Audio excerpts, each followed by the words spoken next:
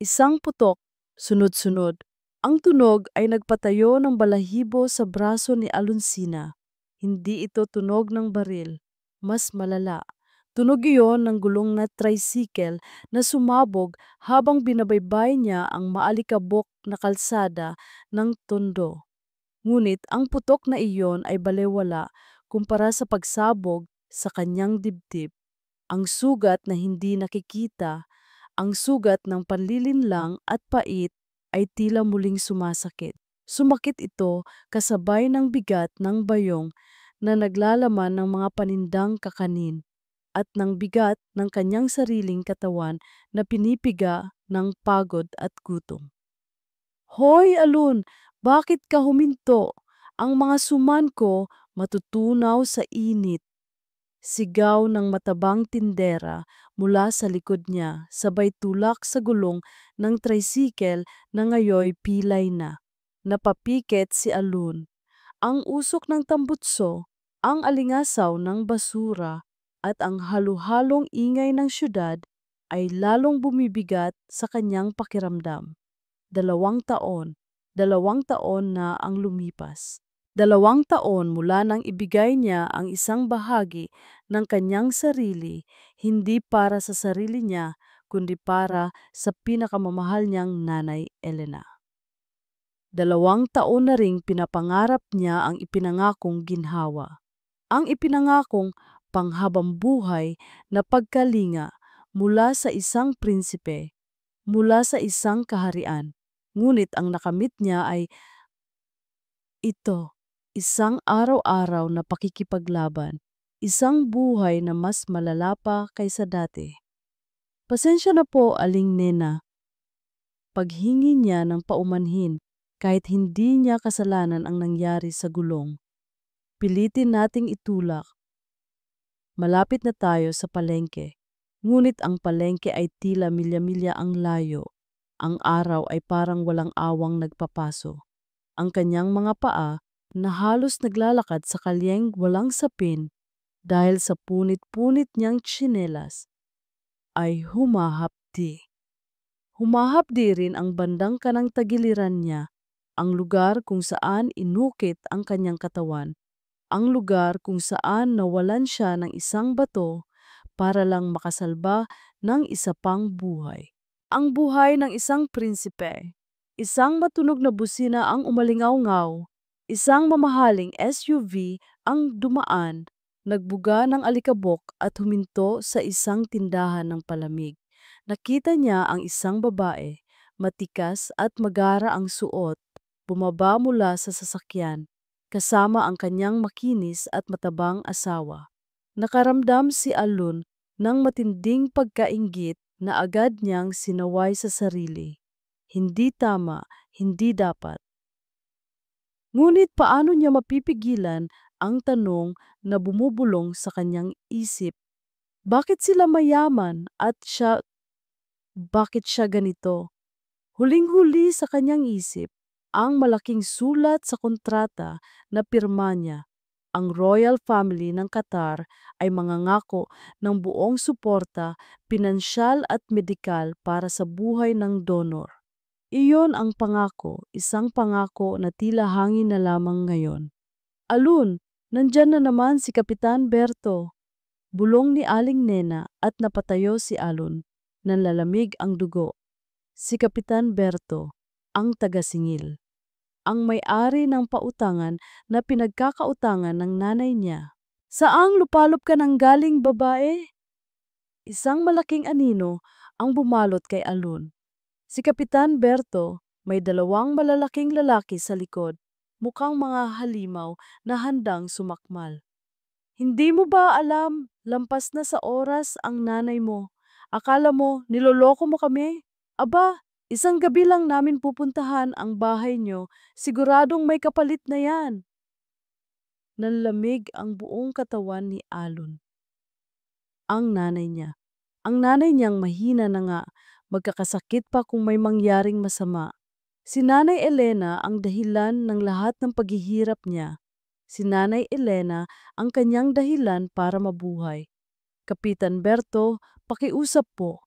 panginginig ng boses ni Alun. Bigyan niyo pa ako ng kaunting panahon. Makakabayad po ako. Pilitin kong kumita kahit ano po, huwag niyo lang pong saktan ang nanay ko. Umismit si Kapitan Berto. Anong panahon? Ilang ulit na ba yan? Bukas. Bukas ng gabi. Kung hindi pa rin kayo makabayad, malalaman nyo ang galit ni Kapitan Berto. Malalaman nyo kung anong kayang gawin ng isang taong ginagago. Sabay talikod ni Kapitan Berto at ang dalawang lalaki ay tumawa ng malakas. Para silang mga lobo na nakakita ng kanilang biktima.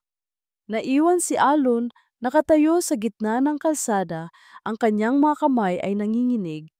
Ang init ng araw, ang ingay ng syudad, ang kirot sa kanyang tagiliran, lahat ay tila lumulunod sa kanya, lunod sa kanya. Ngunit ang pinakamabigat ay ang takot. Takot para sa nanay niya. Takot na baka mawala na ang lahat sa kanya. Napayuko siya, naramdaman niya ang unti-unting pag-init ng kanyang mga mata. Isang butil ng luha ang pumatak sa kanyang kamay, maligamgam at maalat. Ang kanyang mga labi ay bumulong, halos hindi marinig. Saan ka na, prinsipe? Bakit mo kami pinabayaan?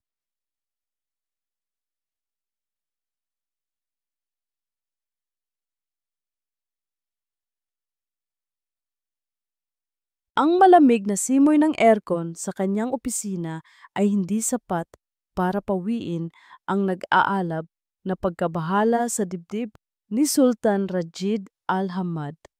Ang ginto at marmol na pumupuno sa kanyang palasyo ay tila lumiliit sa kanyang paningin habang nakatitig siya sa isang maliit na larawan.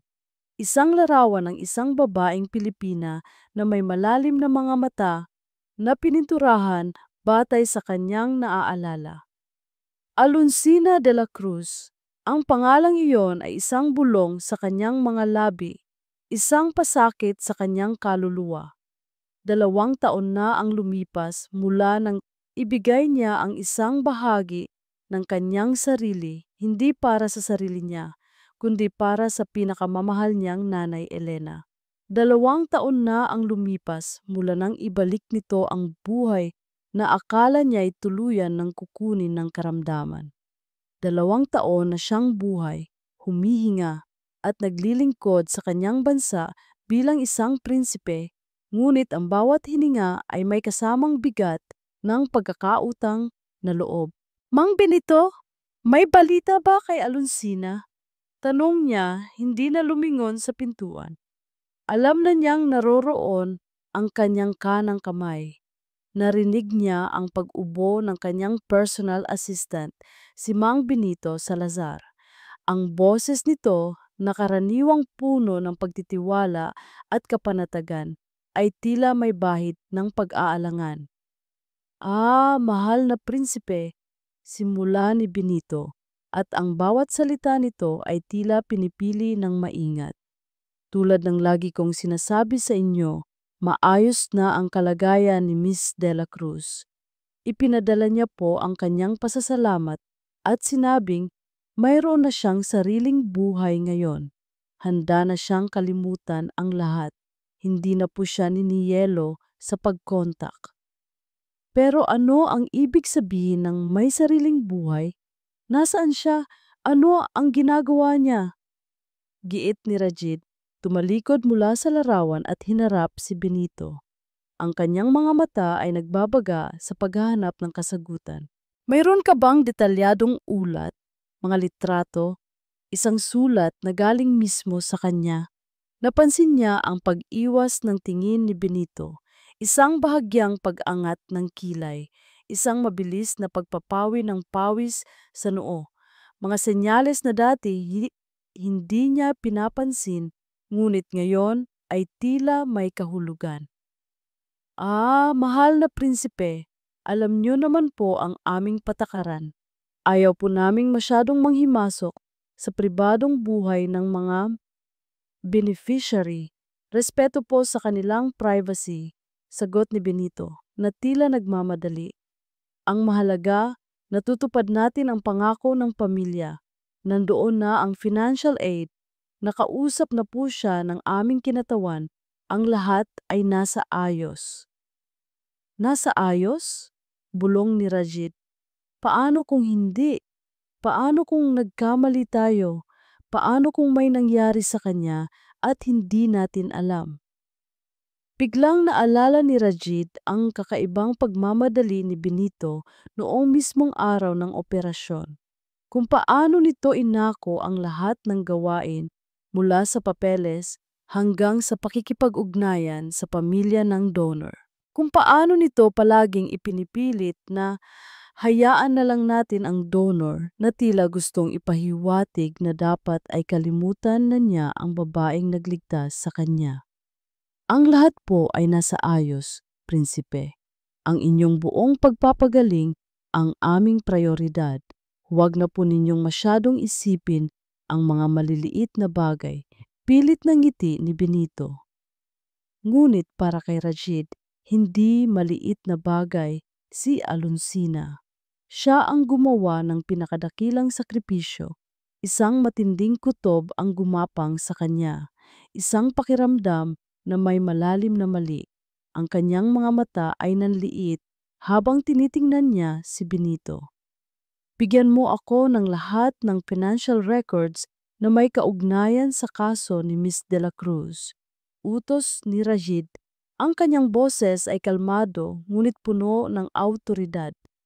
Lahat ng transaksyon, detalye ng pagpapadala ng pera, at lahat ng komunikasyon. Gusto kong makita ang orihinal na sulat, kung mayroon man. Nagulat si Benito. Ang kanyang muka ay bahagyang namutla. Ngunit prinsipe, ito po ay napakaraming papeles. Ito po ay kompidensyal. Maaari po bang ako na lang ang magbigay ng buod? Hindi. Gusto ko ang lahat. Tiin ni Rajid. Ngayon din. Wala nang nagawa si Benito kundi tumalima, yumukod at nagmamadaling lumabas. Ngunit bago pa man ito makalabas, narinig ni Rajid ang isang bulong mula sa kanyang isip. Bakit kailangan niyang gawing confidential ang transparency sa isang taong tinutulungan? Habang naghihintay, kinuha ni Rajid ang kanyang cellphone. Mayroon siyang isang kaibigan, si Captain Khalid, na nasa Royal Security. Siya ang taong mapagkakatiwalaan, ang taong hindi basta-basta magpapaloko sa sinuman. Khalid, may ipapahanap ako sa iyo. Bulong niya sa telepono, tinitiyak na walang ibang makakarinig. Alonsina de la Cruz, isang Pilipina.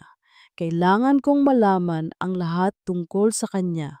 Walang makakaalam na hinahanap ko siya, lalo na si Mang Benito. Ang katahimikan sa kabilang linya ay mas matindi kaysa sa inaasahan niya. Nang magsalita si Khalid, ang kanyang boses ay seryoso. Mahal na prinsipe, mayroon na akong nakita, ngunit hindi ko pa masasabi sa inyo sa telepono. May kailangan akong kumpirmahin. May kailangan akong hanapin na mas makakapagsabi ng katotohanan, ngunit mas mabuting mag-ingat po kayo. Mukhang may malalim na pinagkukublihan. Ang huling salita ni Khalid ay tila isang malamig na kamay na kumapit sa puso ni Rajid. Ngayon, sigurado na siya. May mali. Isang napakalaking mali.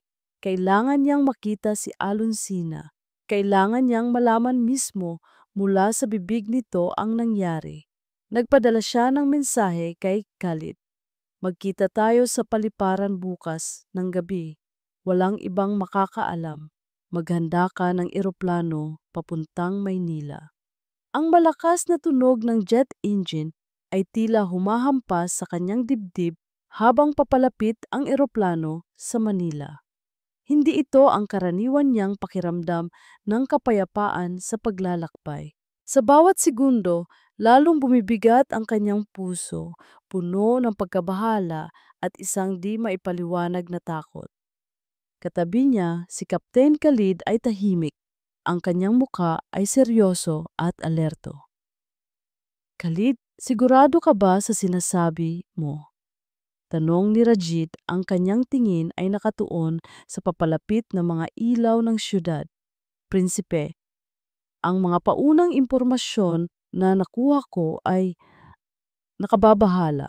Mukhang may malalim na sistema ng panlilinlang na nangyari. Sagot ni Khalid, ang kanyang boses ay mahina. Ang lahat ng contact information ni Miss De La Cruz sa Qatar ay tila nilikha, walang tunay na ugnayan. Nanlamig ang buong katawan ni Rajit. Nilikha, ibig sabihin, simula't simula pa lang ay wala na siyang koneksyon sa babaeng nagligtas sa kanya. Nang lumapag ang eroplano sa Ninoy Aquino International Airport, hindi na nag-aksaya ng oras si Rahit. Sa halip na dumaan sa VIP lounge, dumaan sila sa karaniwang exit na may kaunting pangingilag. Suot niya ang simpleng polo shirt at jeans, malayo sa karaniwan niyang kasuotan bilang isang prinsipe. Kailangan nating mag-ingat, prinsipe. Mukhang may nagmamatiyag, paalala ni Khalid habang sumasakay sila sa isang ordinaryong taxi. Ang Manila ay isang napakalaking lungsod at ang kaguluhan nito ay agad na bumulaga kay Rajit. Ang maingay na busina, ang halu-halong amoy ng pagkain at tambutso, ang milyon-milyong mukha na tila nagmamadali. Lahat ay tila bago at dayuhan sa kanyang mga mata. Malayo ito sa malawak at tahimik na mga lansangan ng Doha. Unang pinuntahan nila ang embassy ng Qatar sa Manila, ngunit wala ring nakuhang impormasyon. Ang mga tauhan doon ay tila hindi pamilyar sa kaso ni Aluncina at ang kanilang mga records ay limitado lamang sa mga official reports na ibinigay mula sa palasyo. Mga reports na alam na ni Rajit ay posibleng huwad. Masyado silang maingat, prinsipe, o sadyang walang alam. Komento ni Khalid pagkatapos ng pagbisita. Mukhang matagumpay na naitago ang lahat ng bakas. Isang matinding frustration ang bumalot kay Rajid. Bakit ganito kahirap? Ang paghahanap sa isang taong nagligtas ng kanyang buhay ay hindi dapat ganito. Nang sumunod na araw, sinubukan nilang bisitahin ang ospital kung saan naganap ang operasyon. Ngunit ang mga staff doon ay tila nabayaran na o kaya'y binantaan. Limitado ang impormasyon at ang mga dokumento ni Aluncina ay tila nabura o kaya'y hindi na mahanap. Hindi ito karaniwan, prinsipe. Ang lahat ay tila pinagtakpan ng husto, sabi ni Khalid habang nag-e-examine ng mga kopya ng record na tila pineke. Ang mga pondo na ipinadala para sa kanya ay naglaho, walang tunay na bank account na nagkonekta sa kanya. Ang bawat pagtuklas ay tila isang suntok sa kanyang dibdib. Ang bawat katotohanan ay lalong nagpapatunay na tama ang kanyang kutob. May naglinlang at ang pinaghihinalaan niya ay si Mang Benito. Kailangan nating lumabas sa mga sa mga official channels. Khalid, desidido si Rajid. Kailangan nating puntahan ang mga lugar na hindi abot ng kapangyarihan ni Benito. Mga lugar kung saan nabubuhay ang mga ordinaryong tao. Baka doon makahanap tayo ng pira-pirasong impormasyon. Mula sa mga ospital at opisina, dinala ni Khalid si Rajid sa mas mataong bahagi ng Maynila. Ang mga palengke, ang mga lugar kung saan nagtitinda ang mga tao sa kalsada, ang mga masisikip na eskinita. Naglakad sila sa gitna ng maraming tao, ang init at halumigmig ay tila dumidikit sa kanyang balat. Ang mga mata ni Rajit ay nagsuri sa bawat muka, naghahanap ng kahit anong pahiwatig. Mahirap po talaga ang maghanap ng karayom sa dayami, prinsipe. Sabi ni Khalid, hindi siya karayom, Khalid. Siya ay isang ilaw na nagbigay sa akin ng buhay. Tugon ni Rajit, ang kanyang tingin ay matalim. Kailangan kong mahanap siya.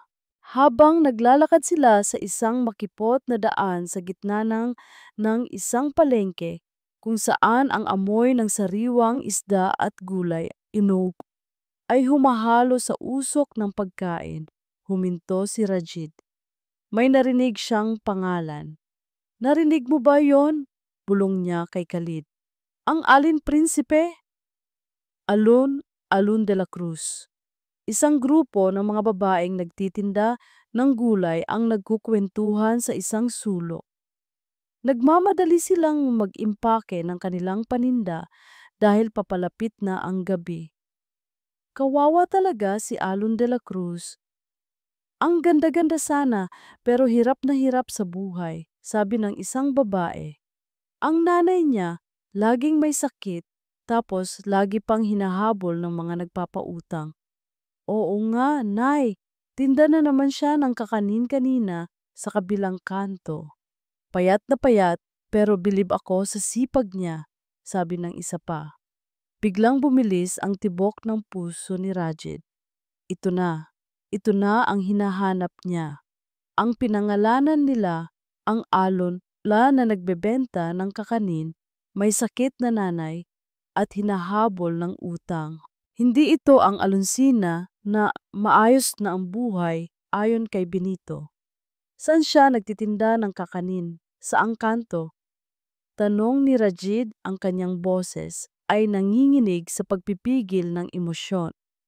Doon sir, sa kanto ng Rizal at Mabini, malapit sa lumang simbahan, sagot ng isang babae, nagtataka sa biglaang interes ng dayuhan. Lumiko si Rajid. Ang kanyang mga mata ay nanlilisik sa paghahanap. Ang kanyang puso ay umaasa. Ngunit natatakot din sa kung ano ang kanyang matutuklasan.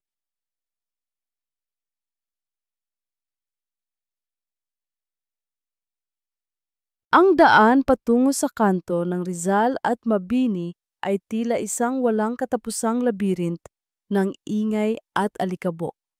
Ang bawat hakbang ni Rajit ay puno ng kaba at pag-asa, ngunit meron ding matinding takot sa kung ano ang kanyang makikita. Ayaw niyang maniwala sa narinig niya. Hindi ito maaaring mangyari sa babaeng nagligtas sa kanya.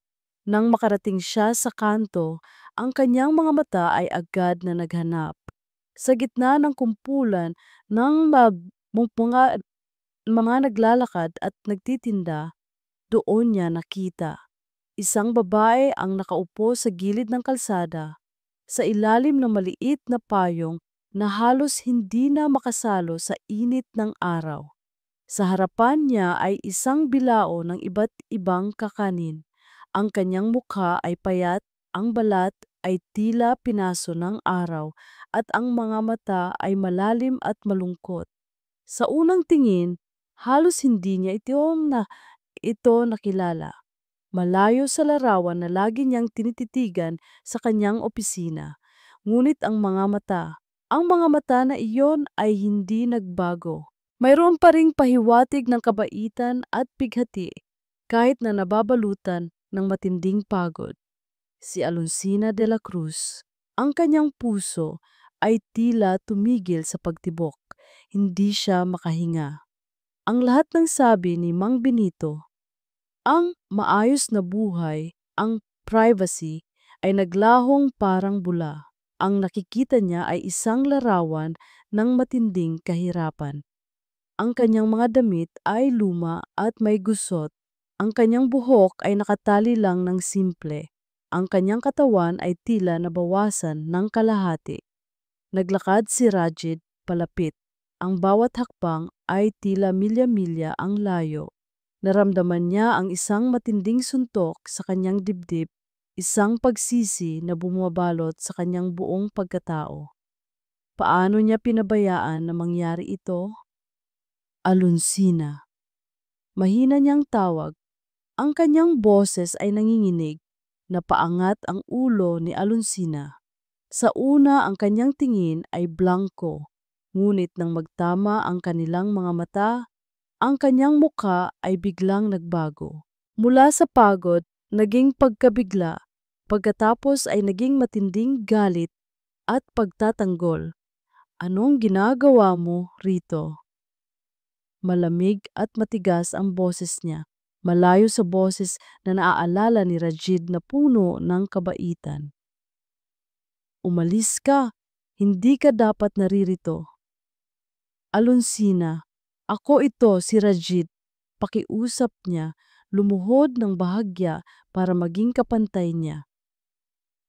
Hindi ko alam na ganito ang kalagayan mo. Pinaniwala ako na maayos ka. Gusto kitang tulungan.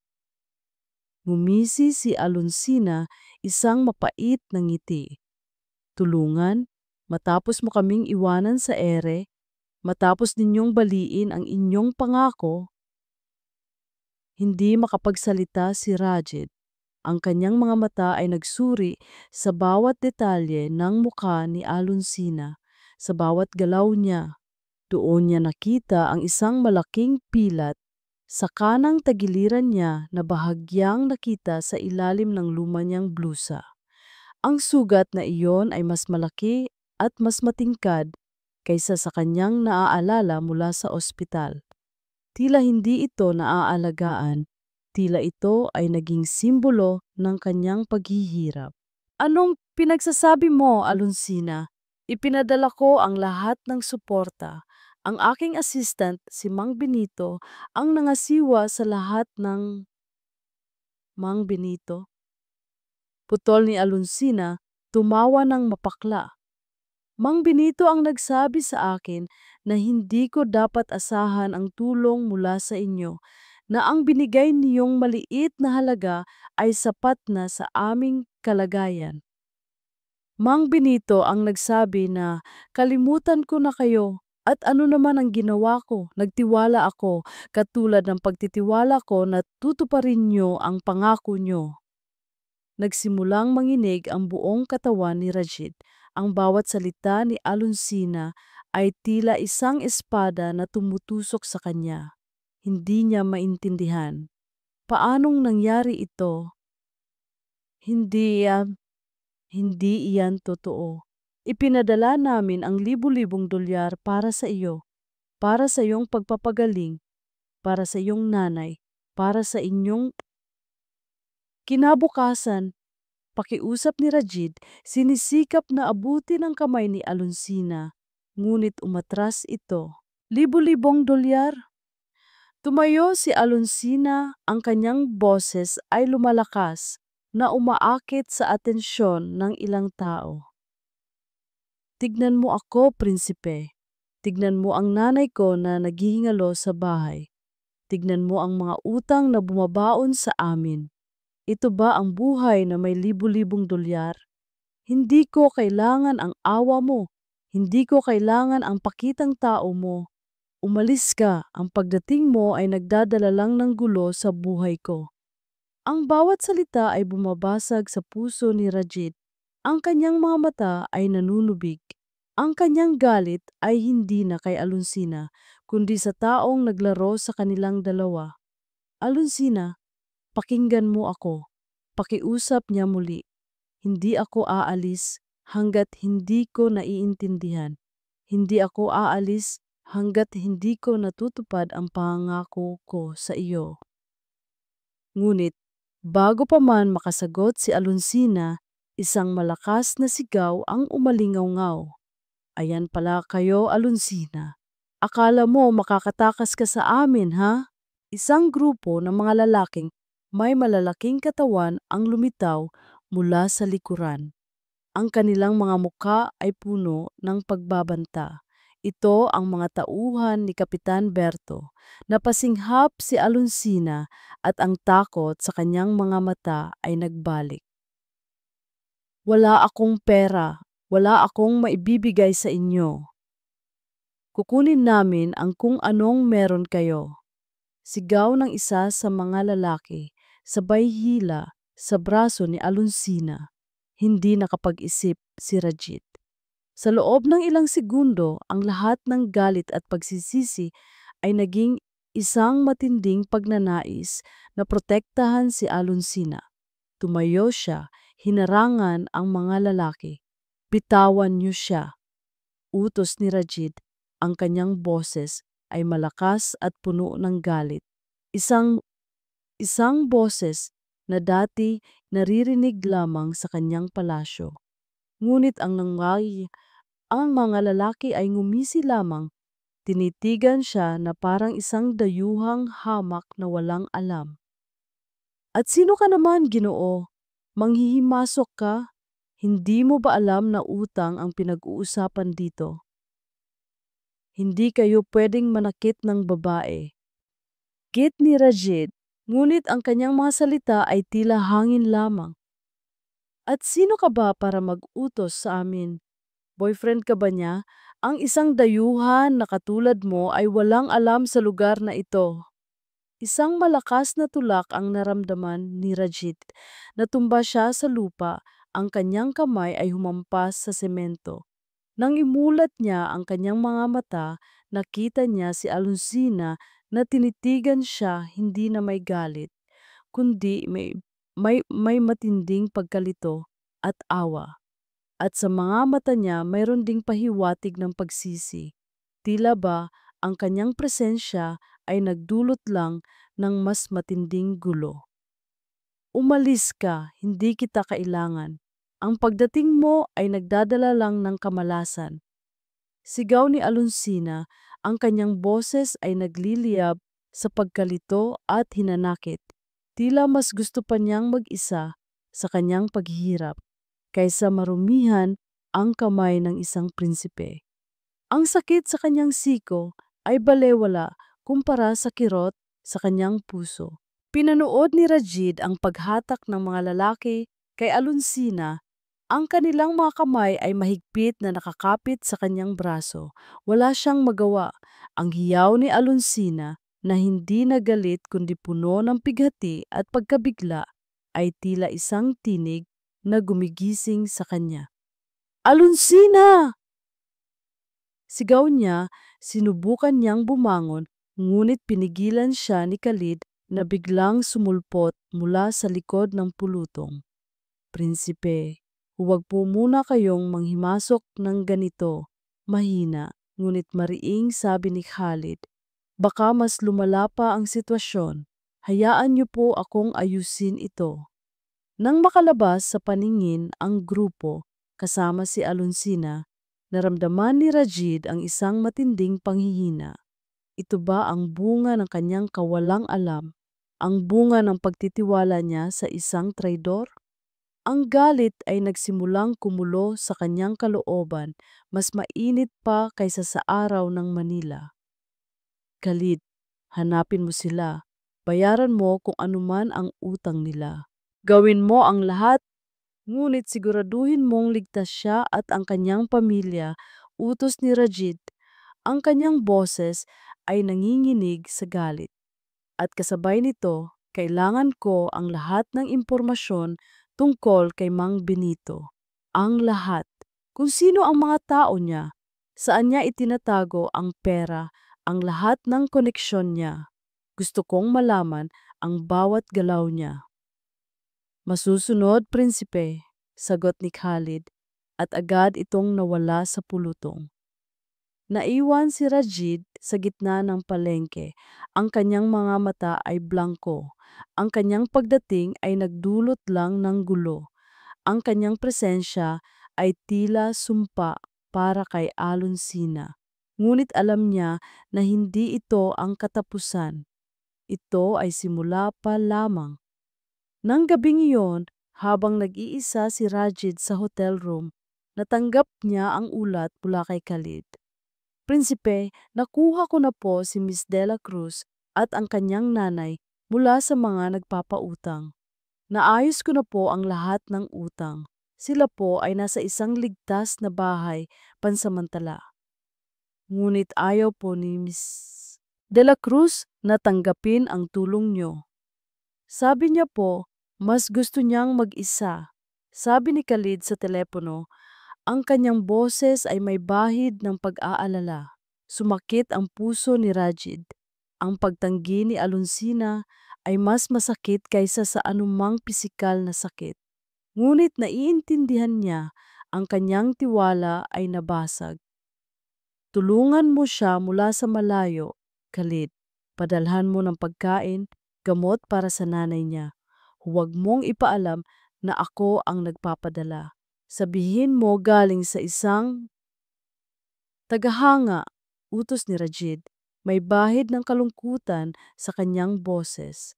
Ang sumunod na araw ay ginugol ni Rajid sa pag-aaral ng mga dokumento na ipinadala ni Khalid. Isang detalyadong ulat tungkol kay Mang Benito. Ang lahat ng transaksyon, ang mga bank accounts, ang mga pekeng papeles. Isang malaking network ng katiwalian na tila nilikha para lang pagtakpan ang isang malaking kasinungalingan. Ang mga pondo na dapat ay napunta kay Alonsina ay naipasok sa iba't ibang offshore accounts na kontrolado ni Benito. Ang mga sulat na kunwari ay mula kay Alonsina na nagsasabing ayaw niya ng makipag-ugnayan ay nagkaroon ng ibang estilo ng pagsulat at hindi tugma sa orihinal na sulat kamay ni Alonsina. Biglang may pumasok na isang video sa cellphone ni Rajid. Ito ay mula kay Khalid, isang video na kinunan ng lihim. Nakita niya si Alonsina nakaupo sa isang madilim na sulok ng bahay, umiiyak habang yakap ang kanyang nanay. Ang nanay niya ay halos hindi na makahinga, ang muka ay namumutla. Kasabay ng video, may mensahe si Khalid. Prinsipe, gabi-gabi po, ganito ang sitwasyon. Ang nanay niya po ay malubhana. Mukhang kailangan niya ng operasyon sa puso. At si Miss De La Cruz po, kahit ganoon na ang kalagayan, ayaw pa rin po niyang magpatulong. Sabi niya po, mas gusto niyang mamatay na lang kaysa umasa pa sa mga taong nangako sa kanya at pagkatapos ay pinabayaan siya. Ang mensahe na iyon ay parang isang matalim na kutsilyo na humiwa sa puso ni Rajid. Mas gusto niyang mamatay na lang kaysa umasa. Ang sakit na idinulot niya kahit hindi sinasadya ay napakalalim. Hindi niya kayang manood lang. Kailangan niyang kausapin si Alonsina. Kailangan niyang ipaliwanag ang lahat. Kinabukasan, sa kabila ng pag-aalala ni Khalid, nagdesisyon si Rajid na puntahan si Alonsina sa pinagtataguan nito. Alam niyang delikado, ngunit mas delikado para sa kanya ang mawala si Alonsina. Nang makarating siya sa bahay na simple lamang at malayo sa kanyang karaniwang pamumuhay, nakita niya si Alonsina sa balkonahe, tahimik na nakatitig sa kalangitan. Alonsina, malumanay niyang tawag. Nagulat si Alonsina at nagkaroon muli ng pagtatanggol sa kanyang mga mata. Anong ginagawa mo rito? Hindi ba't sinabi ko na sa iyo? Ayaw ko nang makita ka. Ayaw ko nang umasa sa inyo. Alonsina, pakiusap, pakinggan mo ako, sabi ni Rajid, ang kanyang boses ay puno ng pighati. Hindi ko kailanman sinasadya na saktan ka. Hindi ko alam ang nangyari. Nilinlang kami ni Mang Benito. Nilustay niya ang lahat ng pondo. Ang lahat ng sulat na natanggap ko mula sa iyo ay peke. Ang akala ko, maayos ang buhay mo. Ang akala ko, ayaw mo nang makipag-ugnayan. Umiling si Alonsina. Ang kanyang mga mata ay nanunubig. Kasinungalingan, isa pang kasinungalingan. Bakit ako maniniwala sa iyo? Bakit ako maniniwala sa isang prinsipe na mas piniling maniwala sa kanyang assistant kaysa sa kanyang anhen? Dahil ito ang totoo, Alonsina. Dahil naghahanap ako ng katarungan para sa iyo. Dahil naghahanap ako ng kapatawaran.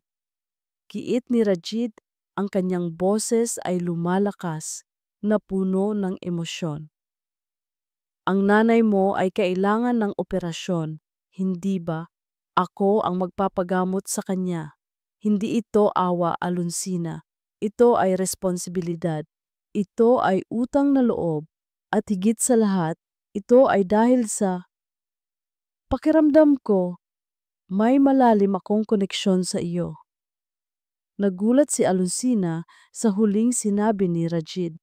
Ang kanyang muka ay nagpakita ng pagkalito, ng pag-aalinlangan, ngunit ang kanyang puso ay nanatiling sarado. Kahit na bulong ni Alonsina, ang kanyang boses ay halos hindi na marinig. Kahit totoo pa yan, anong magagawa mo? Mas malakas siya kaysa sa iyo. Hindi ka pwedeng lumaban sa kanya. Dahil, dahil, dahil kung gagawin mo, hindi lang ikaw ang mapapahamak, kundi pati na rin ako at ang nanay ko. Ang mga salita ni Rajid ay tila umaalingaw-ngaw sa kanyang isip. May malalim akong koneksyon sa iyo. Hindi niya alam kung maniniwala. Hindi niya alam kung kaya pa niyang magtiwala. Ngunit ang pagtatapat sa mukha ng prinsipe ay tila totoo, puno ng pighati at pagsisisi. Nang gabing iyon, hindi mapakali si Alonsina. Ang pagdating ni Rajid ay muling nagbukas sa mga sugat na pilit niyang tinatabunan. Ang panatag na buhay na akala niya'y masarap ipaglaban na puno ng kapayapaan sa pagtanggap ng kahirapan ay biglang naglaho. Isang bagong kaba ang bumalot sa kanya, kaba na dulot ng pag-asa. Ngunit mas malaki ang kaba na dulot ng takot. Takot para sa kanyang nanay, takot para sa sarili niya. Kinabukasan, maaga siyang bumangon, handang magtinda ng kakanin. Sa kabila ng pagbabayad ni Khalid sa kanyang mga utang, hindi niya kayang umasa. Hindi niya kayang tanggapin ang tulong na iyon nang hindi niya nalalaman ang totoo. Habang naglalakad siya patungo sa kanto ng palengke, napansin niya ang isang itim na van na tila nakaparada doon mula pa kagabi. May mga lalaking nakatayo sa tabi nito, nakatingin sa paligid ng may pagdududa. Biglang bumilis ang tibok ng puso ni Alonsina. Hindi ito ang mga tauhan ni Kapitan Berto. Mas mukhang propesyonal, mas mukhang masama.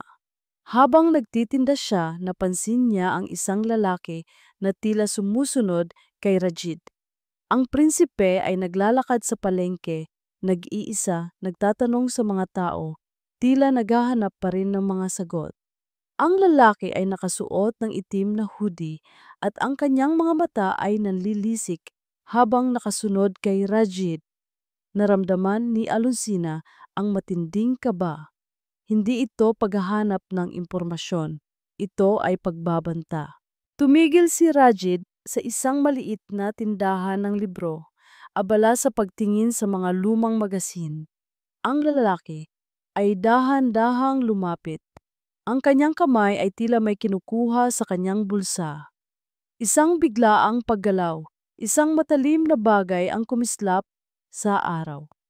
Hindi nag-isip si Alonsina.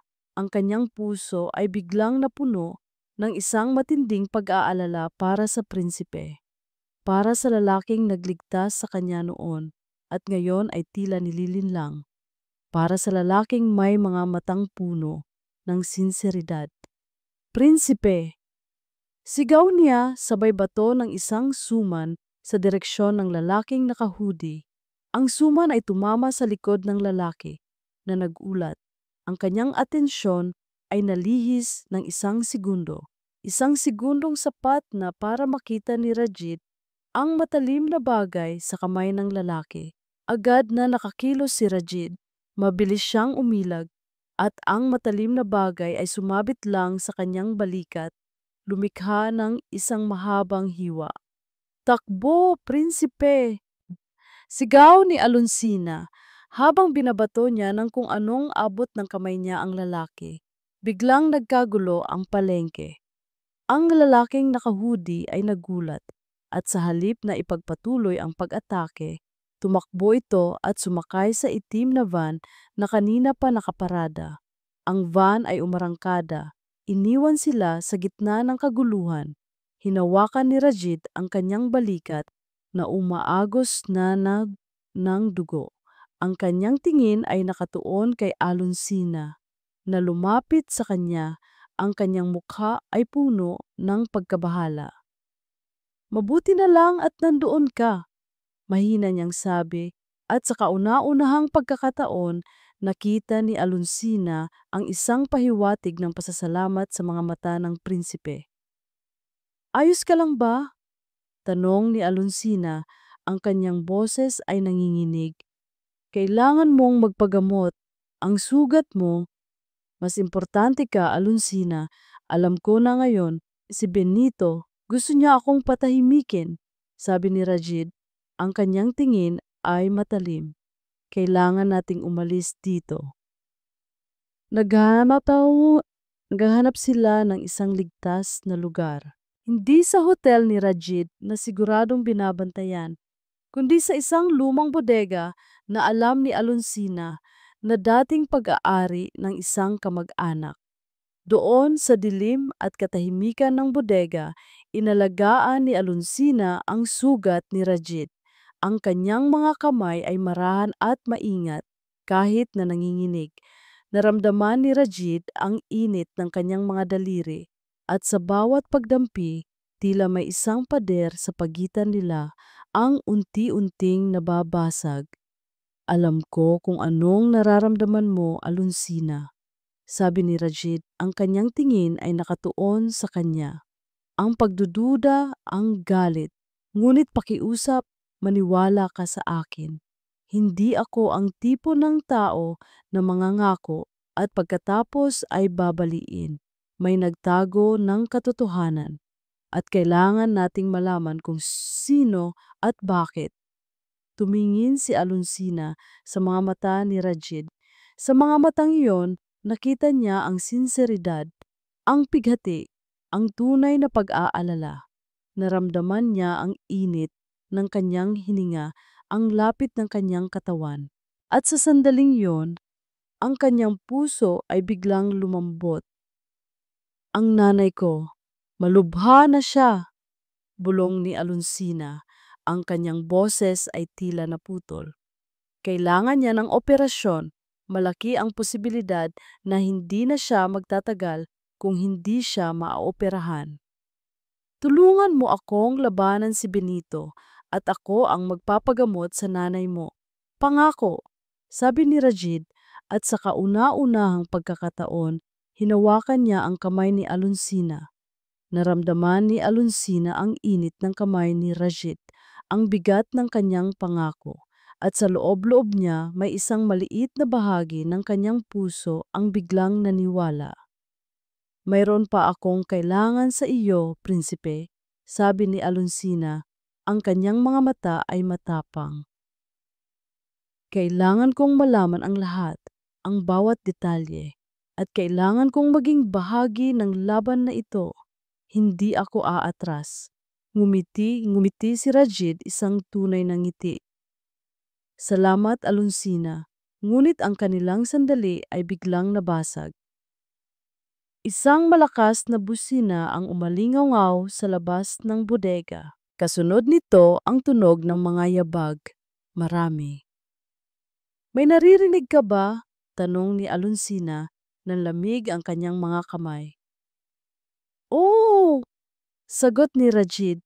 Ang kanyang mukha ay seryoso. Mukhang nahahanap na nila tayo.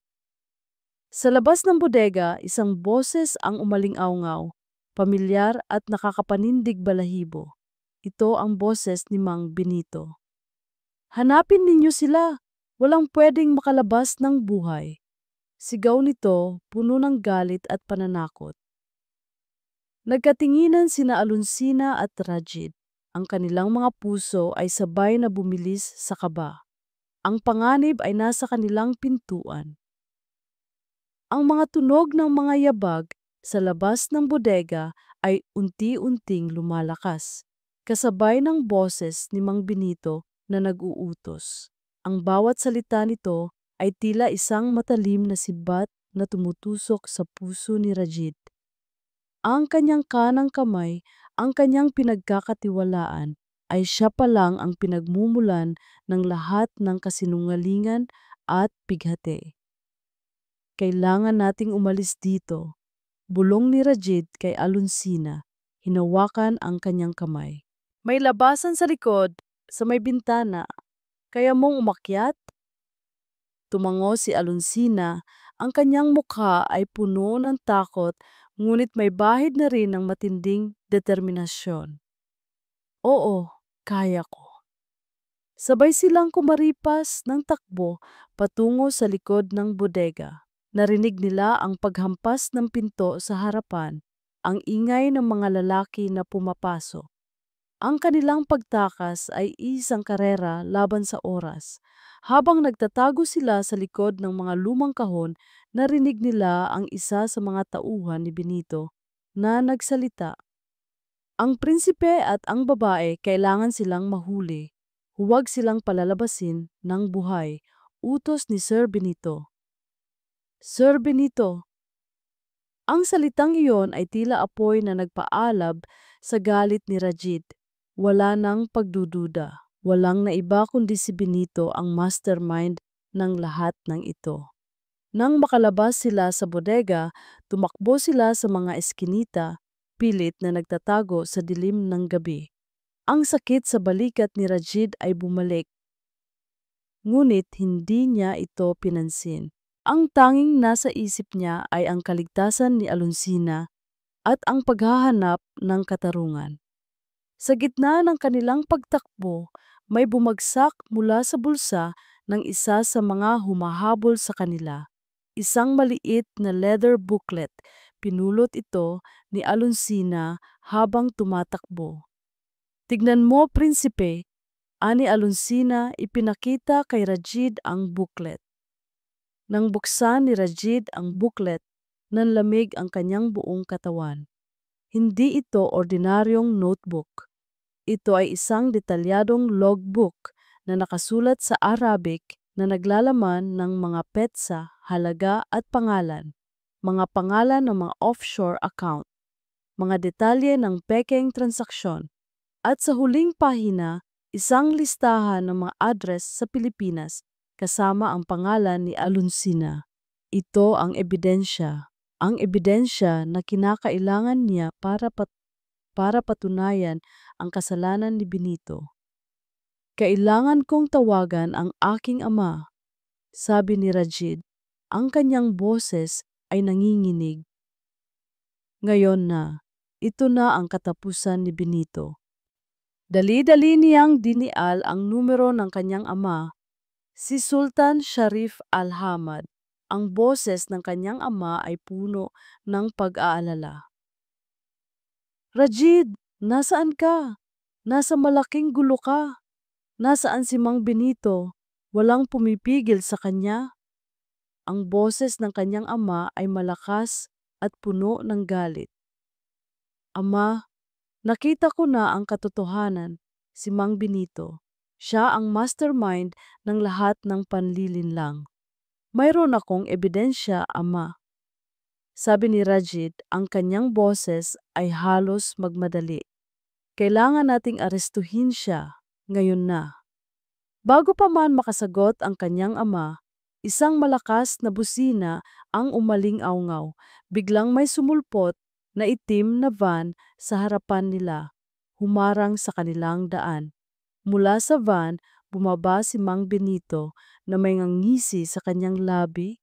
Sa likod niya may 5 lalaki na may dalang matatalim na bagay. Rajid, Rajid, akala mo ba makakatakas ka sa akin? Mapangasar ang boses ni Benito. Ang pagkabuo mo ng koneksyon sa taong iyan ang katapusan mo. At ang pagtawag mo sa iyong ama ay isa pang pagkakamali. Akala mo ba hindi ko mahahak ang iyong telepono? Nanlaki ang mga mata ni Rajid. Nag-aalangan siyang bumaling kay Alonsina. Ito ang gulo na ayaw niyang mangyari. Ang gulo na nagpapahamak sa kanya at lalo na kay Alonsina. Ano ang gusto mo, Benito? Tanong ni Rajid. Sinubukan niyang panatilihing matatag ang kanyang boses. Gusto ko lang na manatili sa aking posisyon. Gusto ko lang na hindi magulo ang mga plano ko. Sagot ni Benito na puno ng pagkasuklam. At kayo, prinsipe, ay nagiging sagabal. Bigla na lang umatake ang mga lalaki. Hinatak si Rajid, sinubukang agawin ang leather booklet sa kanyang kamay. Nagkaroon ng matinding kaguluhan. Bitawan niyo ako! Alonsina, takbo! Sigaw ni Rajid, sinubukan niyang labanan ang mga lalaki, ngunit marami sila. Nakita ni Alonsina ang paghihirap ni Rajid. Nakita niya ang galit sa mga mata ni Benito. Hindi niya kayang iwanan si Rajid. Hindi ngayon. Sinubukan niyang tulungan si Rajid. Sinubukang ipagtanggol ang booklet. Ngunit isang malakas na hampas ang tumama sa kanyang ulo. Nagdilim ang kanyang paningin. Narinig niya ang huling sigaw ni Rajid, ang huling tunog ng paglaban, bago pa man siya tuluyang mawalan ng malay. Ang lahat ay naglaho. Ang mga salita ay tila umalingaw-ngaw sa dilim. Ang prinsipe ay natalo. Ang katotohanan ay tila hindi na makakalabas. Nang unti-unting imulat ni Alonsina ang kanyang mga mata, naramdaman niya ang matinding sakit sa kanyang ulo. Ang kanyang katawan ay nanlalambot. Nasa isang madilim at mabahong eskinita siya, nag-iisa. Sinubukan niyang bumangon, ngunit halos hindi niya kayang igalaw ang kanyang mga kamay. Hinawakan niya ang kanyang ulo na humahapdi. Walang Rajid, walang booklet, walang pag-asa. Naramdaman niya ang isang bagay sa kanyang kamay, isang maliit na papel. Kinuha niya ito at sa ilalim ng ilaw ng poste, binasa niya ang nakasulat. Kung gusto mong makitang buhay ang prinsipe, manatili kang tahimik at maglaho. Ito ang bunga ng pakikialam. Bumagsak ang papel mula sa kanyang kamay. Ang kanyang mga mata ay nanunubig. Ang kanyang puso ay tanang-tana. Nawala si Rajid. Nawala ang lahat. Ngunit sa gitna ng kanyang pighati, isang kakaibang pakiramdam ang lumitaw. Isang matinding galit. Isang nag-aalab na apoy ng determinasyon. Hindi siya susuko. Hindi niya pababayaan si Rajid. Hindi niya hahayaan na manalo si Benito. Hindi ngayon, hindi kailanman. Ang liwanag ng umaga ay tila walang habag na tumama sa kanyang mga mata, ngunit ang kadiliman sa kanyang kalooban ay mas malalim pa. Masakit ang ulo ni Alonsina, ang kanyang katawan ay nanlalambot at ang kanyang puso ay tila dinudurog. Si Rajid, ang prinsipe, nawala. Dahil sa kanya, dahil sa kanyang pagdating, dahil sa kanyang pag-asang maniwala. Ngunit ang galit at pighati ay unti-unting napalitan ng isang kakaibang init sa kanyang dibdib. Hindi ito init ng lagnat. Init ito ng determinasyon. Naalala niya ang mga salita ni Rajid, ang sinseridad sa kanyang mga mata, ang kanyang pagtatanggol kay Alonsina laban sa mga naniningil ng utang. Ang pangako niya na aalagaan ang nanay niya. Hindi ako susuko. Hindi niya ako hahayaan na mag-isa. Pinilit niyang bumangon. Ang bawat galaw ay masakit, ngunit ang sakit ng kanyang puso ay mas matindi. Hindi niya kayang manatili sa dilim. Kailangan niyang kumilos. Nang makalabas siya sa eskinita, nakita niya si Mang Tonyo, ang kanyang kapitbahay na laging pinagkakatiwalaan niya na nagwawalis sa harapan ng kanilang bahay. Alonsina, saang lupalop ka nanggaling? Tanong ni Mang Tonyo, puno ng pag-aalala. Napadaan dito kanina ang isang Arabong lalaki naghahanap sayo. Sabi niya, may kailangan daw siyang sabihin tungkol sa prinsipe. Nanlaki ang mga mata ni Alonsina. Arabong lalaki? Hindi kaya si Captain Khalid! Bulong ni Alonsina at agad siyang tumakbo, hindi na pinansin ang sakit sa kanyang katawan. Nasaan siya, Mang Tonyo? Doon, sa bahay niyo. Pero mukhang inabangan ka lang at nagmamadaling umalis. Hindi ba't may kasama siyang mga lalaking hindi pamilyar dito? Nagulantang si Alonsina. Bago pa man siya makahanap ng Khalid, tila may mga matang nagbabantay. Ngunit hindi ito nangangahulugang dapat siyang sumuko. Habang naglalakad siya pabalik sa bahay, naramdaman niya ang isang pahiwatig ng pag-asa. May isang tao na naghahanap sa kanya, may isang tao na may alam. Nang makarating siya sa pintuan ng kanilang bahay, may nakita siyang sobre na nakasiksik sa pagitan ng pinto at hamba. Walang pangalan, hindi nakasil. Kinuha niya ito, ang kanyang mga kamay ay nanginginig. Sa loob may isang maliit na USB drive at isang note. Ipagpatuloy mo ang laban para sa kanya, Alonsina. Ang katotohanan ang pinakamalakas mong sandata. Hanapin mo ako. Khalid, hindi nagaksaya ng oras si Alonsina. Pinahiram siya ng cellphone ng kanyang nanay na matagal nang hindi nagagamit at gagamitin lang sa mga emergency at isinaksak ang USB drive.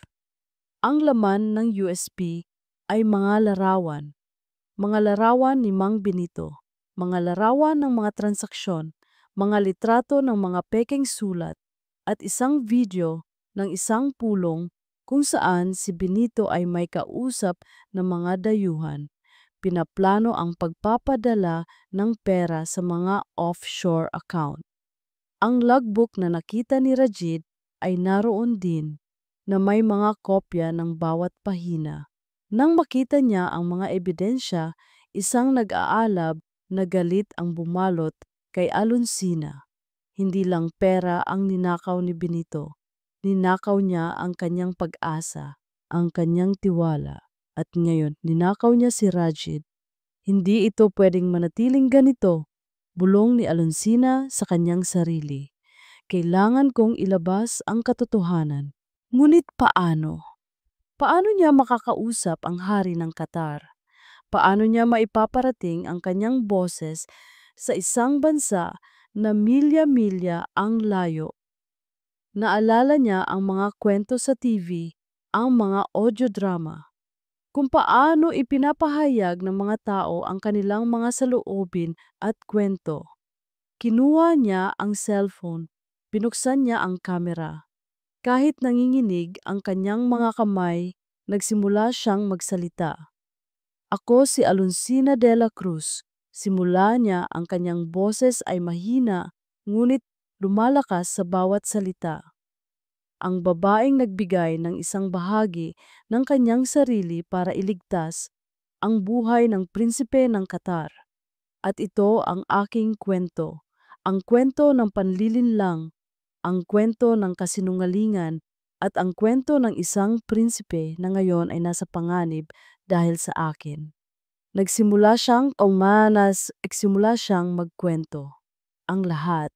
Mula sa paghihirap ng kanyang nanay, ang kanyang desisyon na maging donor, ang mga pangako ng royal family, ang pagdating ni Mang Benito, ang kanyang karanasan sa kahirapan, ang pagtanggi niya kay Rajid, at ang huling nangyari sa prinsipe. Ang kanyang bawat salita ay puno ng emosyon, bighati, galit, takot, at ngayon, isang matinding determinasyon.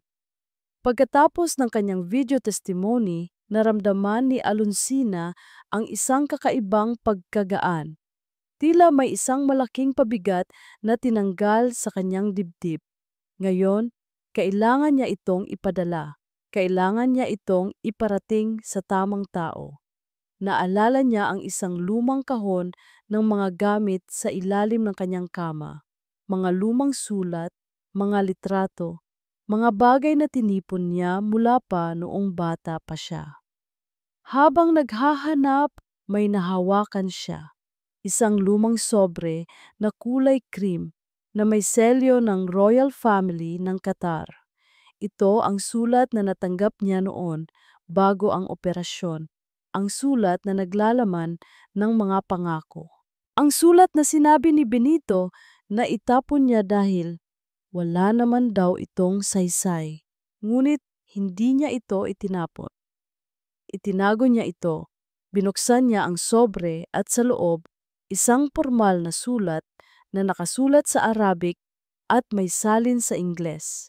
Ito ang orihinal na kontrata, ngunit hindi iyon ang nakakuha ng kanyang atensyon. Sa gilid ng sulat, sa may pinakababa, may isang maliit na marka, isang kakaibang simbolo. Hindi ito bahagi ng opisyal na selyo.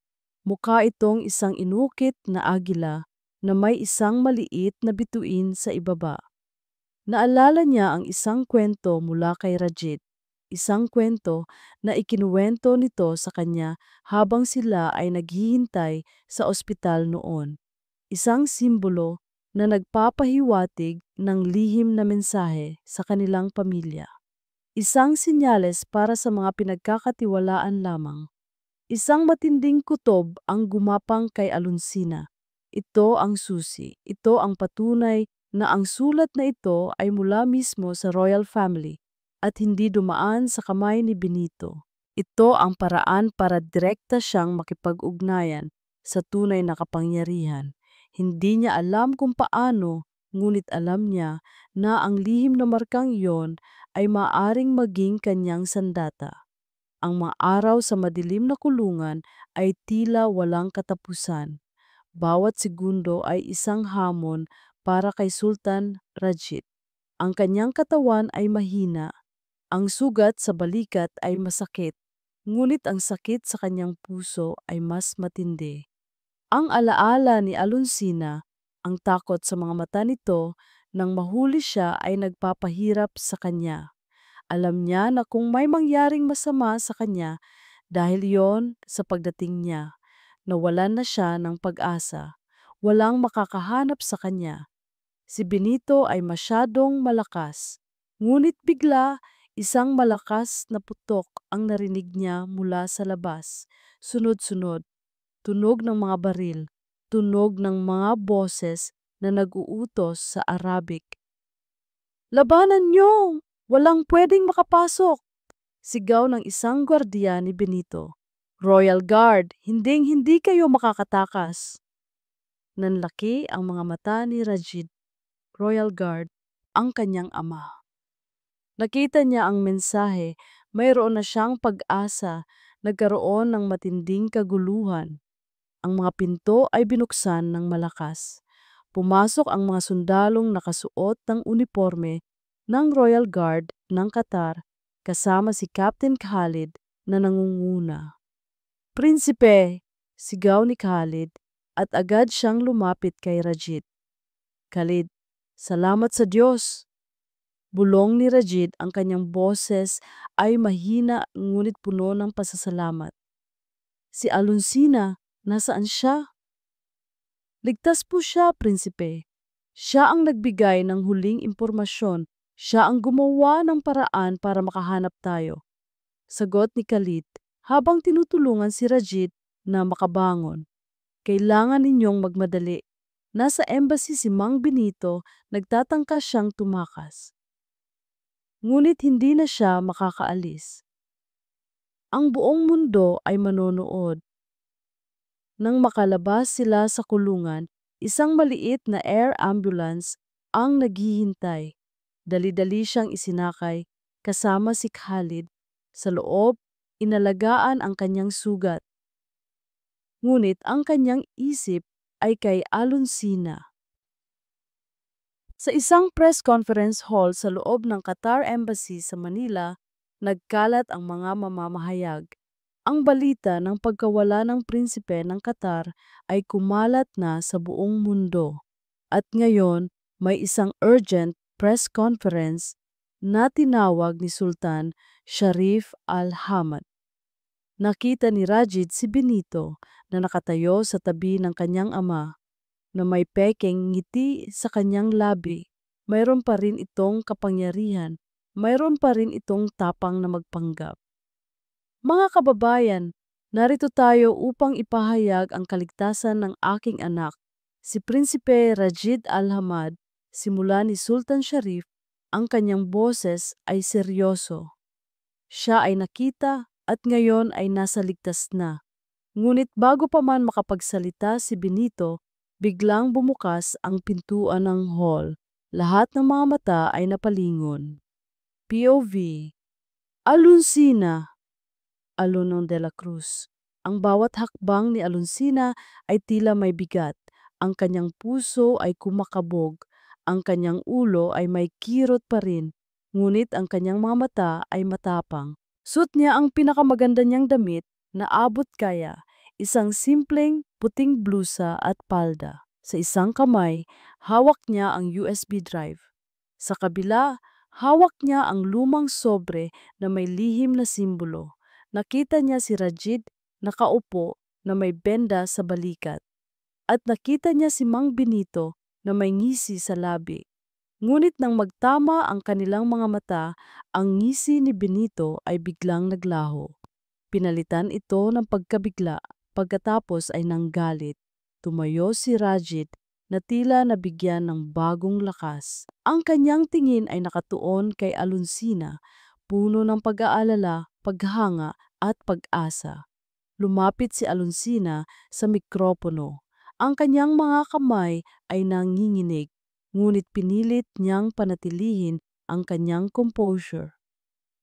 Ako si Aluncina de la Cruz. Simula niya ang kanyang boses ay malinaw sa gitna ng katahimikan ng hall. Ang babaeng nagbigay ng isang bahagi ng kanyang sarili para iligtas ang buhay ng prinsipe ng Qatar. Nagsimulang magbulungan ang mga mamamahayag at narito ako upang ihayag ang katotohanan. Patuloy ni Aluncina, tiningnan si Benito ng diretso sa mata. Ang katotohanan tungkol sa kung paano kami nilinlang. Ang katotohanan tungkol sa kung paano ako pinabayaan. At ang katotohanan tungkol sa kung paano inilagay sa panganib ang buhay ng prinsipe dahil sa kasakiman ng isang tao. Ang kanyang mga salita ay tila mga suntok na tumatama kay Benito. Ang mukha ni Benito ay namutla. Ito ay kasinungalingan. Ang babaeng ito ay isang gold digger. Gusto lang niyang sirain ang reputasyon ng royal family. Sigaw ni Benito, sinubukan niyang pigilan si Aluncina. Ngunit hinarangan siya ni Khalid at ng mga royal guard. Narito ang ebidensya, sabi ni Aluncina, isinaksak ang USB drive sa isang laptop na nakakonekta sa projector. Ang lahat ng transaksyon, ang mga pekeng sulat, ang video ng mga pagpupulong at ito. Hawak niya ang lumang sobre. Ito ang orihinal na sulat mula sa royal family na mayroong lihim na simbolo na nagpapatunay na ito ay galing mismo sa kanila. Ang sulat na sinabi ni Mang Benito na itapon ko. Ang mga litrato at video ay ipinakita sa malaking screen. Ang lahat ng kasinungalingan ni Benito ay nakalatag sa harapan ng mundo. Ang mga mamamahayag ay nagulantang. Si Sultan Sharif ay tumayo. Ang kanyang mukha ay puno ng galit at pagkadismaya. Mang Benito Salazar, malakas niyang sabi, ang kanyang boses ay umalingaw sa hall. Ipinahamak mo ang pangalan ng aking pamilya at ang buhay ng aking anak. Ang iyong kasakiman ay walang hangganan. Pinilit ni Benito na tumanggi, ngunit wala na siyang magawa. Ang lahat ay nakikita. arestuhin siya. Utos ni Sultan Sharif. Agad na hinatak ng Royal Guard si Benito. Sinubukan pa nitong manlaban, ngunit wala na siyang kapangyarihan. Ang kanyang mukha ay puno ng pagkapahiya at galit.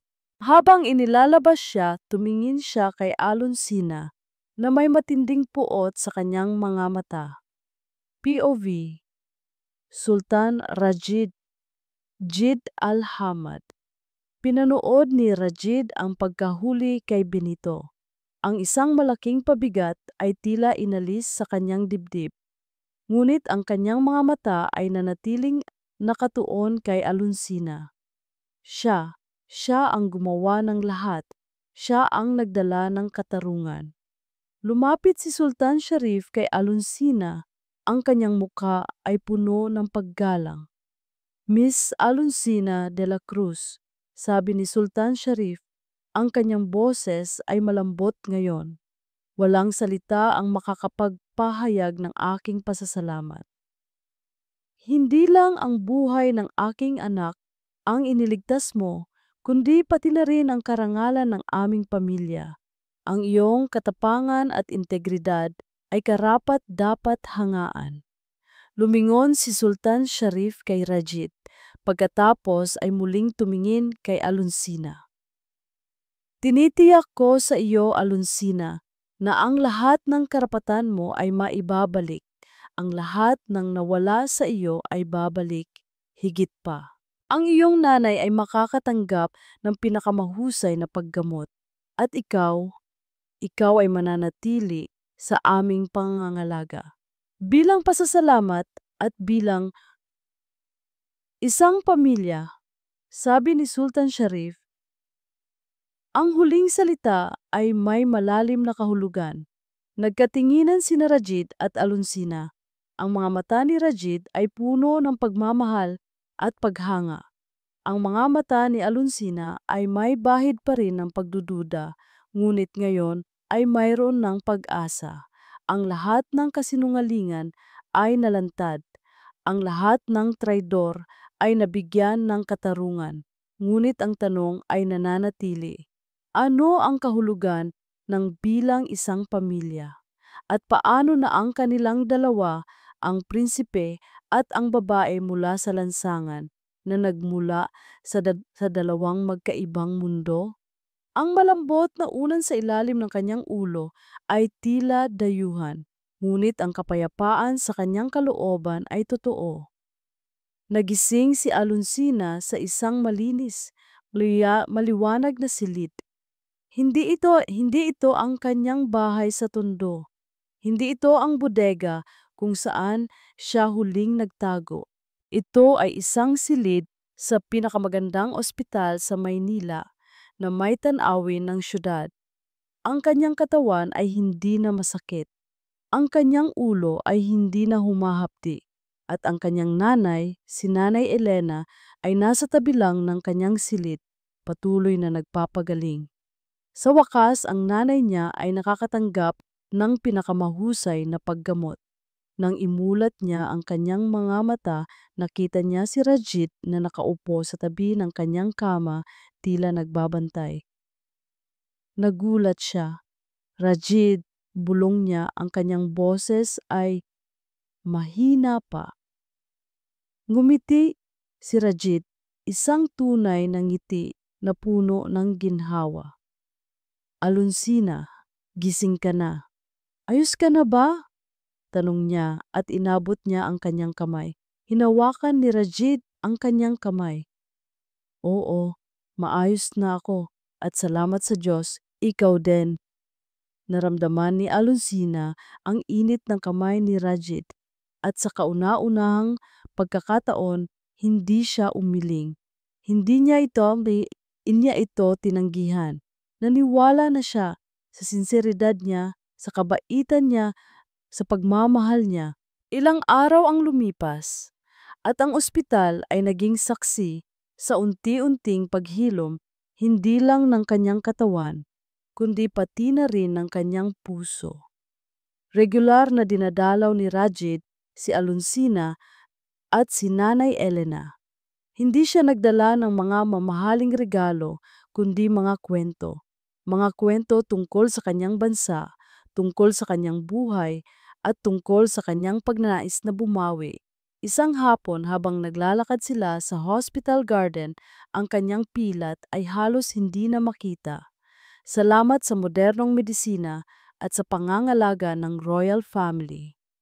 Alunsina, alam kong marami pa tayong kailangang ayusin. Simula ni Rajid, ang kanyang tingin ay nakatuon sa kanya. Ngunit gusto kong malaman mo na ang nararamdaman ko para sa iyo ay hindi awa. Hindi ito dahil sa utang na loob. Ito ay pagmamahal. Huminto si Alunsina. Tumingin siya kay Rajid. Ang kanyang puso ay kumakabog. Pagmamahal. Ang salitang iyon ay tila isang himig na matagal na niyang hinahanap. Paano, Rajid? Tanong niya, puno ng pag-aalinlangan. Mula tayo sa magkaibang mundo. Ikaw, isang prinsipe. Ako, isang babaeng galing sa tondo. Ang mga tao, ang iyong pamilya. Ang aking ama ay pabor sa iyo, Alunsina. Nakita niya ang iyong puso, ang iyong tapang, at kung mayroon mang hindi sumang-ayon, handa akong ipaglaban ka. Sagot ni Rajit, ang kanyang mga mata ay puno ng determinasyon. Hindi ko hahayaan na ang sinuman o anumang bagay ang humadlang sa atin. Ang pag-ibig, Alunsina, ay walang hangganan, walang pinipiling estado sa buhay. Isang araw, bumisita si Sultan Sharif, ang ama ni Rajid. Nakaupo siya sa tabi ng kama ni Alunsina na hawak ang kamay ng nanay niya. Alunsina, binayaran na ang lahat ng utang niyo. Isang bagong bahay ang inihanda para sa inyo at isang negosyo na pamamahalaan mo. Lahat ng ito ay bilang pasasalamat at pagbabayad sa lahat ng nawala sa iyo. Sabi ni Sultan Sharif, ang kanyang boses ay malumanay. Ngunit may isa pa akong pakiusap. Tumingin si Alunsina kay Sultan Sharif, puno ng pagtataka. Ang aking anak, si Rajid, ay hindi na ang dating prinsipe. Nagbago siya dahil sa iyo. At ngayon, nakita ko sa kanyang mga mata ang isang pagmamahal na hindi ko pa nakita kailanman. Patuloy ni Sultan Sharif. Bilang isang ama at bilang isang pinuno, tinatanggap kita bilang bahagi ng aming pamilya kung papayagan mo. Nagsimulang manubig ang mga mata ni Alunsina. Ang pagtanggap na iyon ay mas malaki pa kaysa sa anumang yaman. Gayunpaman, hindi lahat ay madali. May ilang matatandang miyembro ng royal family na nagpahayag ng kanilang pagtutol.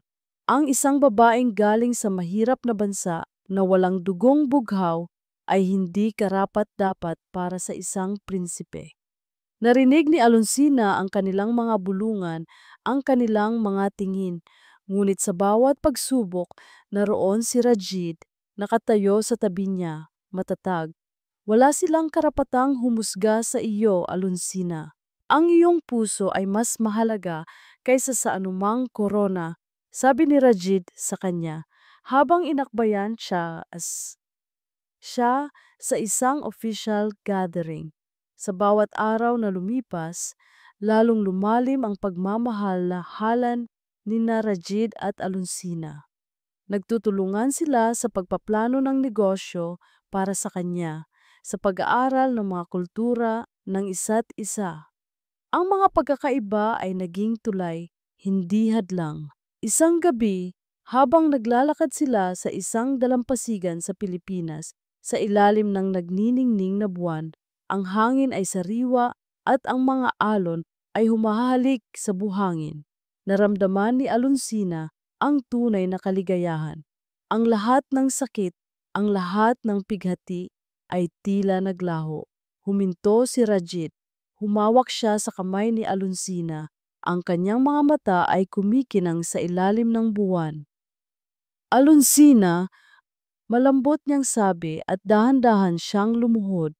Kinabahan si Alunsina. Alam niya ang susunod na mangyayari.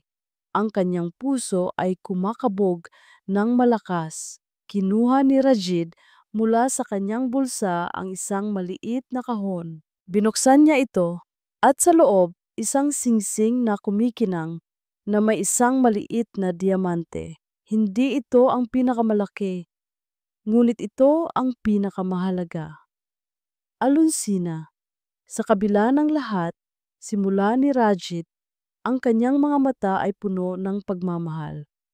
Sa kabila ng ating magkaibang mundo, sa kabila ng mga pagsubok, ikaw ang nagbigay sa akin ng buhay.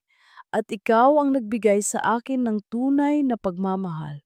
Nais mo bang maging bahagi ng aking buhay, hindi lang bilang aking kaya bilang aking piling anhen, kundi bilang aking reyna?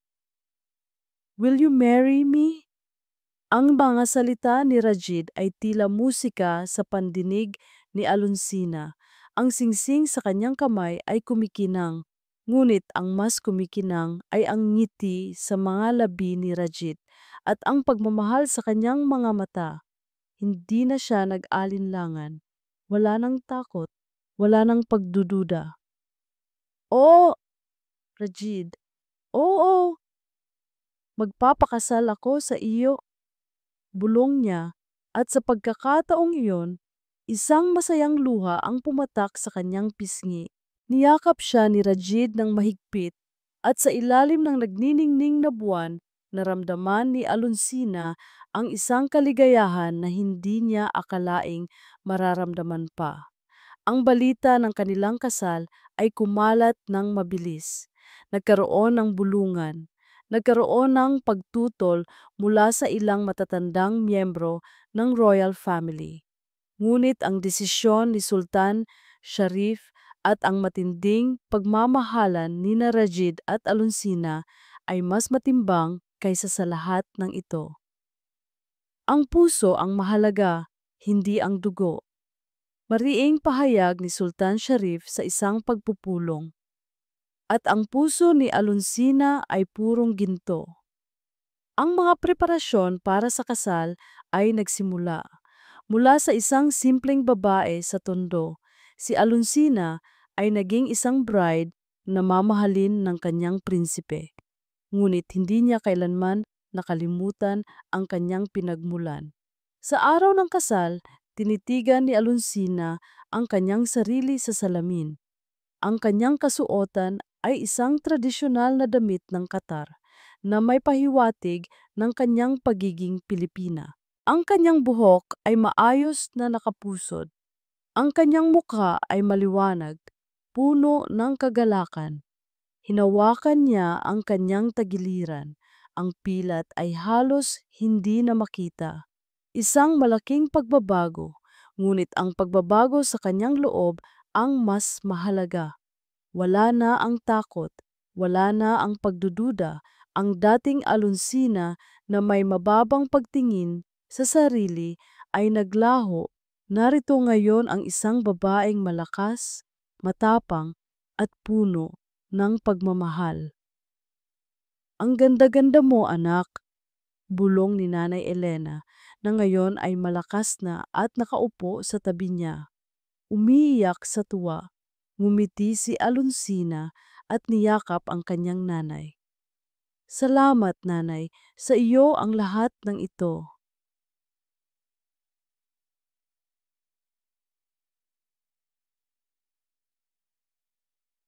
Ang seremonya ng kasal ay naganap sa isang napakagandang palasyo na may mga bulaklak at ilaw na nagpakinang. Ang lahat ng mahalagang tao mula sa Qatar at sa Pilipinas ay naroroon. Ngunit ang tanging nakikita ni Alonsina ay si Rajid. Nakaupo si Rajid sa dulo ng altar, nakangiti. Ang kanyang mga mata ay kumikinang sa tuwa. Nang magsimulang maglakad si Alonsina sa Aisil, ang lahat ay tumayo. Sa bawat hakbang niya, naalala niya ang kanyang buhay. Ang kahirapan, ang sakripisyo, ang sakit. At ngayon, ang pag-ibig, ang katarungan, ang pag-asa. Nang makarating siya sa altar, hinawakan ni Rajid ang kanyang kamay. Ang init ng kanyang kamay ay tila nagpapatibay sa lahat ng kanilang pinagdaanan. Ang kanilang mga pangako ay simple, ngunit puno ng lalim.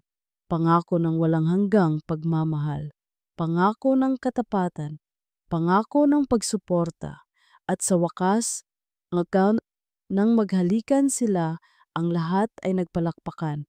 Ang prinsipe at ang babae mula sa tondo ay naging bilang isang reyna, hindi nakalimutan ni Alonsina ang kanyang pinagmulan. Sa halip, ginamit niya ang kanyang bagong posisyon para tumulong. Nagtatag siya ng mga foundation para sa mga nangangailangan, lalo na para sa mga kababaihan na may sakit at nangangailangan ng tulong medikal. Nagbigay siya ng pag-asa sa mga taong nawalan na ng pag-asa tulad niya noon. Ang kanyang unang proyekto ay ang pagtatayo ng isang malaking ospital sa Pilipinas para sa mga taong hindi kayang magpagamot. Personal siyang nandoon, nakikipag-usap sa mga pasyente, nagbibigay ng inspirasyon. Ang bawat buhay ay mahalaga. Sabi niya sa isang speech, ang kanyang boses ay malakas at puno ng damdamin. Hindi mahalaga kung saan ka nanggaling. Ang mahalaga ay kung anong meron ka sa puso mo. Si Rajid ay laging nasa tabi niya, sumusuporta sa bawat desisyon niya. Ang kanilang pagmamahalan ay naging inspirasyon sa kanilang kaharian at sa buong mundo. Ang kanilang kwento ay patunay na ang pag-ibig, ang kabaitan at ang integridad ay mas mahalaga kaysa sa anumang estado sa buhay. Isang araw, habang nakaupo sila ni Rajid sa balkonahe ng palasyo, nakatitig sa papalubog na araw, hinawakan ni Alonsina ang kamay ng kanyang asawa. "Salamat, Rajid," bulong niya. "Salamat sa paghahanap mo sa akin. Salamat sa pagtitiwala mo sa akin." Ngumiti si Rajid at hinalikan ang kanyang noo. "Salamat, Alonsina, sa pagbibigay mo sa akin ng buhay at sa pagtuturo mo sa akin na ang tunay na korona ay hindi sa ulo kundi sa puso." Sila ay nakatitig sa kalangitan, magkahawak kamay, ang prinsipe at ang babae na ngayon ay isang reyna. Ang kanilang pagmamahalan ay naging isang matamis na awitin, isang patunay na ang kabaitan at pag-ibig ay talagang nagtatagumpay sa lahat.